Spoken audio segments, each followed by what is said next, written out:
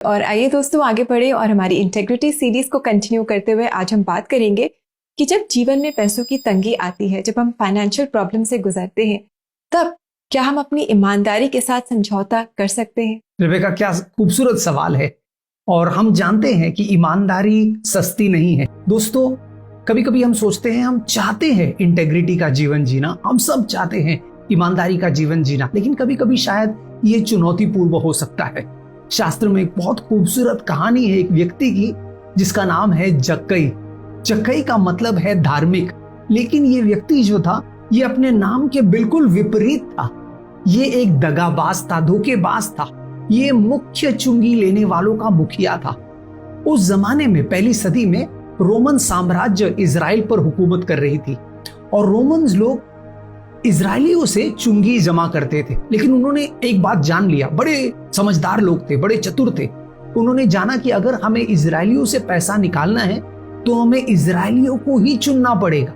उन्हीं में से ऐसे लोगों को हम चुने जो उनसे कर वसूल करे।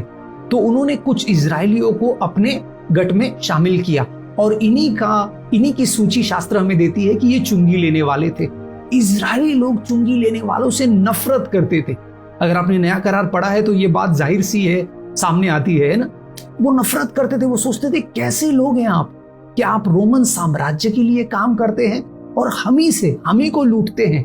और चुंगी लेने वाले सिर्फ यहां तक सीमित नहीं थे कि वो कर ले रहे थे, वो अपना ऊपर की कमाई भी कर रहे थे। तो वो बहुत धनवान हो रहे थे और इन सब धनवान चुंगी लेने वालों के मुखिया जक्कई था। तो आप सोच सकते हैं जक्कई के बारे में लोग कितना उससे घृणा करते थे। लेकिन जक्कई को इन लोगों की पड़ी नहीं थी। उसकी मजे में कट रही थी, उसके पास बहुत पैसा था, धन संपत्ति था, लोग उससे डरते थे। तो वो सोचता था कि इससे बेहतर जीवन क्या हो सकता है। लेकिन एक दिन, लूका 19 में हम जानते हैं ये कहानी, एक दिन उसकी मुलाकात यीशु मसीह से होती है। तब उसे एहसास होता है कि वो कितना गलत है और उसकी सोच कितनी गलत है। यीशु से मिलने के बाद जो जक्कई की प्रतिक्रिया है दोस्तों, ये देखने लायक है। आइए मेरे साथ लूका के 19वें अध्याय और 8वें वचन को देखें। लूका 19वां अध्याय 8वां वचन कहता है, जक्कई ने खड़े होकर प्रभु से कहा, हे प्रभु, देख, मैं अपनी आधी संपत्ति कंगालों को देता हूं, और यदि किसी का कुछ भी अन्याय करके ले लिया है तो उसे चौगुना फेर देता। क्या बात है दोस्तों, हम देख रहे हैं क्या परिवर्तन जक्कई में आया है जब उसकी मुलाकात यीशु मसीह से हुई है।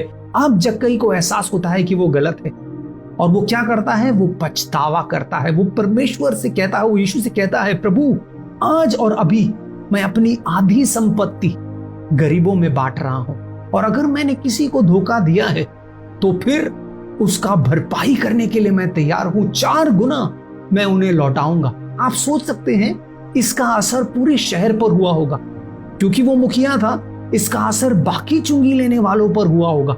अब बॉस ही हेराफेरी नहीं कर रहा तो हम कैसे कर सकते हैं, है ना।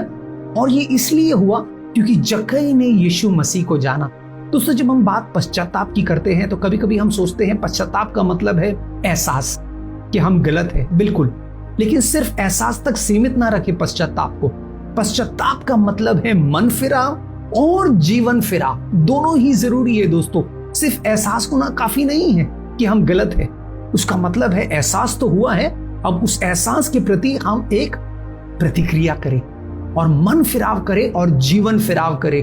पता है अगले वचन में यीशु क्या कहता है, आज इस घर में उद्धार आया है।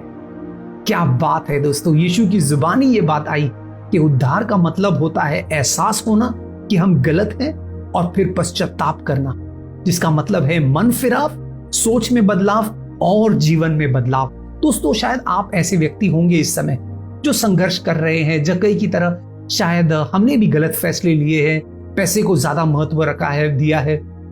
आज आप यीशु मसीह के पास आ सकते हैं, यीशु मसीह से क्षमा मांग सकते हैं और मन फिराव और जीवन फिराव का फैसला कर सकते हैं।